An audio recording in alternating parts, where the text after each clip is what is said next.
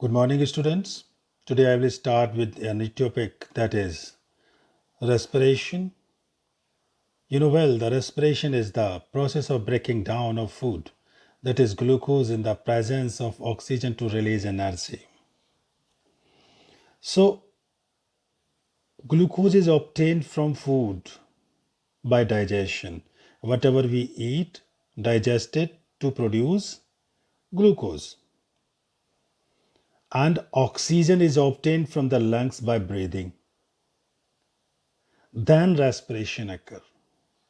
And you should not be confused between the breathing and the respiration. Actually, both are the different processes. Breathing is a physical process involving exchange of oxygen and carbon dioxide, while the respiration is a biochemical process involving oxidation of glucose to carbon dioxide and water. In breathing, energy is not released, while in respiration, energy is released. In breathing, takes place outside the cells, and respiration is taking place inside the cell. And last but not least, that enzymes are not involved in breathing, but in respiration, enzymes are involved. Breathing means inhaling and exhaling of the gases from your nasal cavity. So now we'll start with the respiration. First of all, we have to discuss the breakdown of food. Whatever food we are taking, whatever we have eaten, the food material taken in during the process of nutrition is used in cells. Why? To provide energy for various life processes. Different organisms do this in different ways. Some use oxygen to break down glucose completely into carbon dioxide and water. Some use other pathways that do not involve oxygen. So breakdown of food is depend on the whether the oxygen is involved or not involved. So first of all, breakdown of glucose in absence of oxygen. This is called anaerobic, means oxygen is not there. In all the types, the glucose change into pyruvate.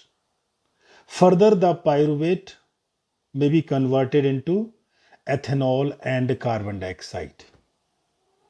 This process takes place in yeast during fermentation.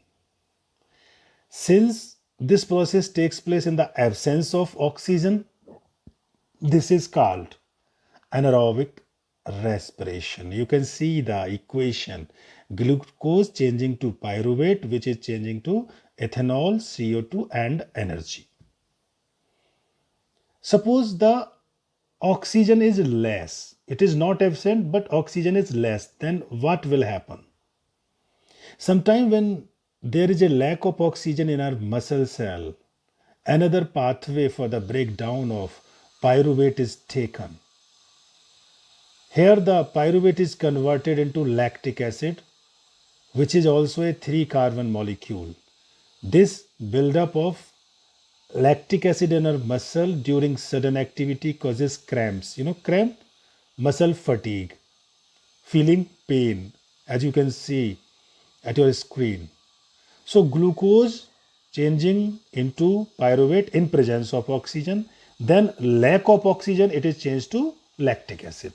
But the third condition where abundance of oxygen is there, a lot of oxygen is there, then what happens? That is aerobic respiration.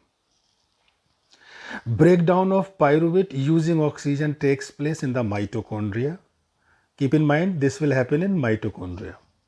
This process breaks up the 3-carbon pyruvate. Also keep in mind, pyruvic acid is 3-carbon. To give 3 molecule of carbon dioxide, the other product is water. Since this process takes place in the presence of air or oxygen, it is called aerobic respiration.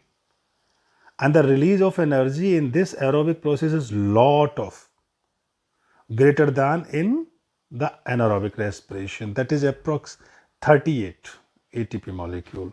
So overall breakdown of glucose, you can see at your screen.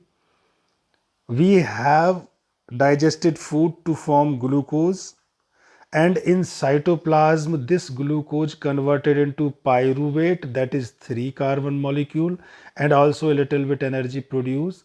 And then there are 3 conditions: absence of oxygen, lack of oxygen, and presence of oxygen.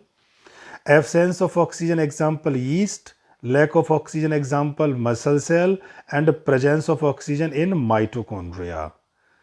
In first category, less energy; second category, less energy; and last category, a lot of energy, that is 38 ATP form. Now aerobic respiration. Now it is clear that it occur in the absence of oxygen. Therefore, this is anaerobic respiration. It also occur in mitochondria sometime. It also involve the process of glycolysis in cytoplasm. Actually, starting in cytoplasm, glycolysis is there. This is the topic we have to discuss in 12th or 11th standard. The pyruvic acid enter different pathways and form different product. Two type of anaerobic respiration are there, as you have studied: fermentation and anaerobic respiration. We have discussed. Now aerobic respiration. It is clear that it will utilize oxygen. Second, it occurs in the mitochondria only. It involves the process of glycolysis where glucose is broken down to pyruvic acid. Pyruvic acid is converted to CO2, water, and energy by Krebs cycle, and 38 ATP are generated. 38 ATP are lot of energy compared to anaerobic and respiration in lack of oxygen. So this is all about aerobic respiration. Now, what is ATP?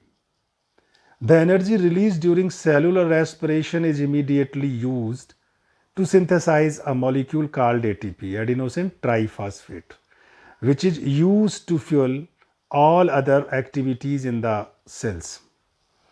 In these processes, ATP is broken down, giving rise to fixed amount of energy, which can drive the endothermic reaction taking place in the cells. Keep in mind, endothermic reaction.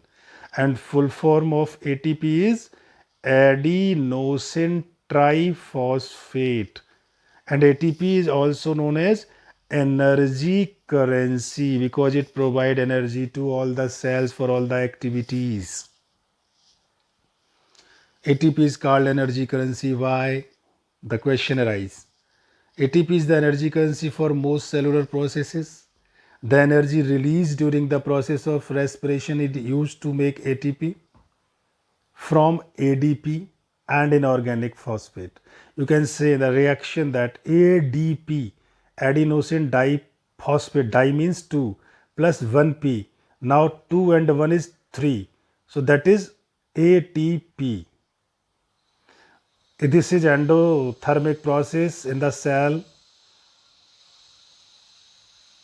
When the terminal phosphate linkage in ATP is broken, using water, the energy equivalent to 30.5 kilojoule per mole is produced. Importance of ATP is what? It is estimated that each cell will generate and consume approx 10,000 molecule of ATP per second.